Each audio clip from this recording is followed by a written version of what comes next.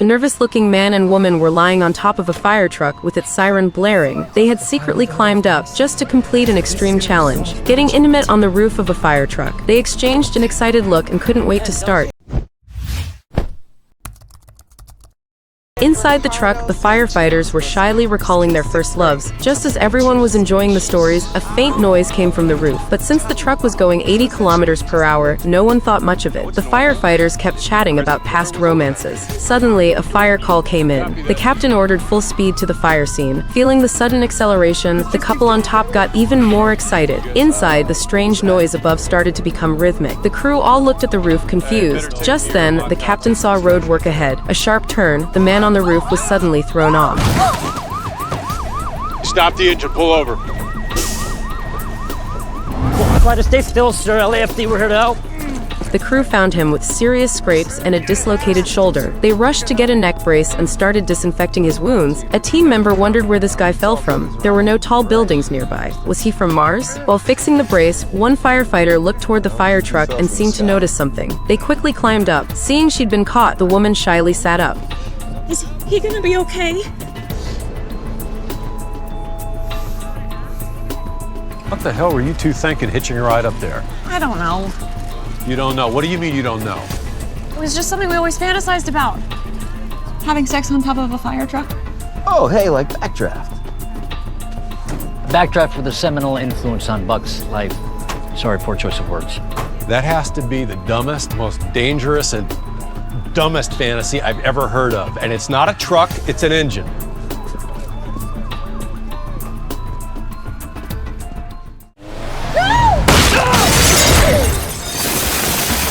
A truckload of steaming hot asphalt had just buried her alive. Moments earlier, she was driving home when she noticed a creepy man tailing her. Alarmed, she quickly called 911 and floored the gas pedal. Thanks to some skillful maneuvering, she managed to lose him. Just as she was about to breathe a sigh of relief, she crashed straight into a construction truck. At first, she was thankful her airbags deployed, until she realized what the truck was carrying: scalding hot asphalt. By the time the police arrived, the woman's car was completely buried. Trapped inside, she frantically pounded on the windows, screaming for help in sheer panic. When the firefighters got there, the asphalt was already cooling and solidifying. To make matters worse, asphalt releases toxic fumes, and the oxygen in the car was quickly running out, her fear only making it worse. To buy time, the captain smashed a tail light and inserted an oxygen tube from a tank to help her breathe. The other firefighters grabbed shovels and started digging at the asphalt, but against the hardened mass, it was like scratching. Thinking fast, one firefighter grabbed a blowtorch and began melting the asphalt. It worked. They managed to carve out a large chunk, pry open the car door, and pull the woman out, saving her just in time. He merely sneezed once, nearly killed the firefighter who came to rescue him. It turned out that half a month ago, this man had traveled to Central America and caught viral encephalitis. He became confused and crawled into a hotel's ventilation duct. When the firefighter came to rescue him, the man sneezed right into his face, spraying him with the virus. But everyone assumed he was just mentally unstable, so they didn't take it seriously. Half a month later, the firefighter also got infected and showed symptoms. Today was his wedding day. The bride was already at the church, but he had forgotten who he was, what he was supposed to do. A passerby noticed something was off and offered to drive him. Thinking he'd met a kind soul, he didn't expect the man to be a thief who took advantage of his confusion, stole his car, even tossed his phone into the middle of the road. Now completely disoriented, he had no sense of danger. Ignoring the speeding cars around him, he walked right into the street to retrieve his phone. A bus sped toward him. Luckily, the driver slammed the brakes just in time. But staring at the bus in front of him, the firefighter completely forgot he was there to pick up his phone. I think I'm late for work.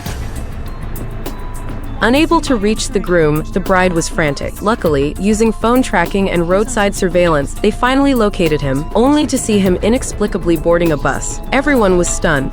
The firefighter groom didn't go to the church for his wedding. Instead, he inexplicably took a bus out of town. One of his longtime friends realized something was wrong with his memory. Half a month ago, they had rescued a man from a ventilation duct who showed similar symptoms. After checking with the hospital, they found out that man had died of viral encephalitis. Meanwhile, the groom was once again lost and confused. Just then, a runaway car crashed into a nearby market. Seeing someone injured, he suddenly regained a moment of clarity. Though he had forgotten who he was, his instincts as a firefighter kicked in. He rushed forward to save them without hesitation. Afterwards, his memory became scrambled again. He staggered away. When the captain and others arrived, they missed him again. With no other choice, they split up to search. He collapsed in a deserted corner, feeling like his head was about to explode. In a daze, he saw a familiar figure walking toward him. It was his cousin, who had died in the line of duty. They grew up together, became firefighters together. This vision was his last bit of willpower, urging him to return home alive. Guided by that voice, he stumbled all the way back home. When he opened his eyes again, he was already in the hospital. The bride had been by his side the whole time, worried he might not remember her.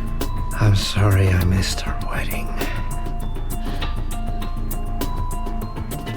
You remember? Yeah. They decided on the spot to hold their wedding in the hospital.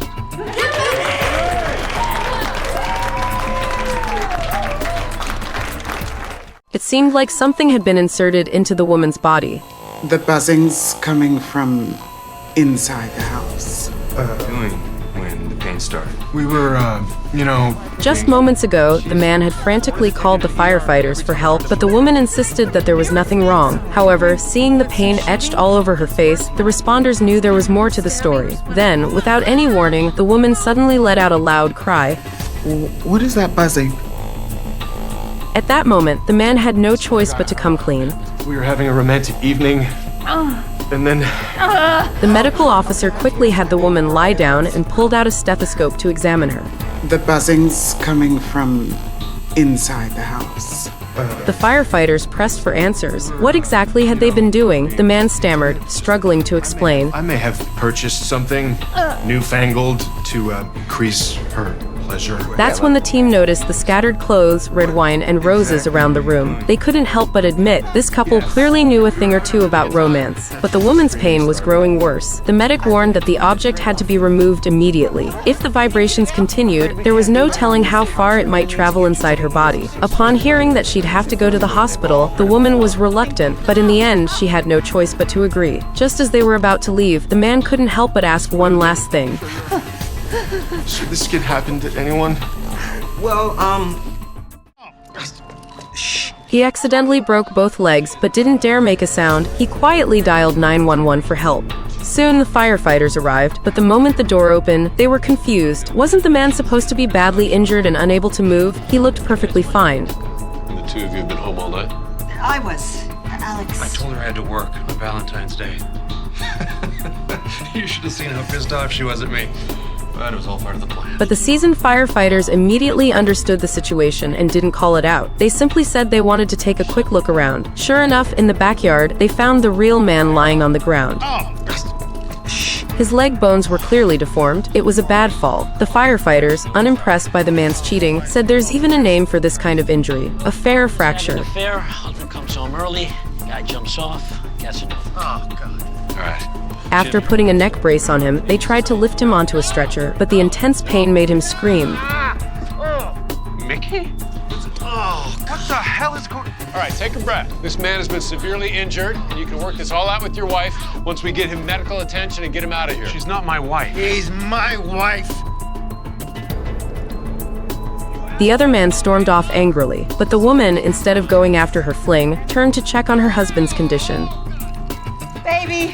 What? I am so sorry. Are you okay? I'm okay. I'm okay. I love you. I love you. I love you. In the end, she couldn't leave him like that and grabbed her bag to accompany him to the hospital. The firefighters were stunned, thinking, married couples these days really know how to keep things exciting.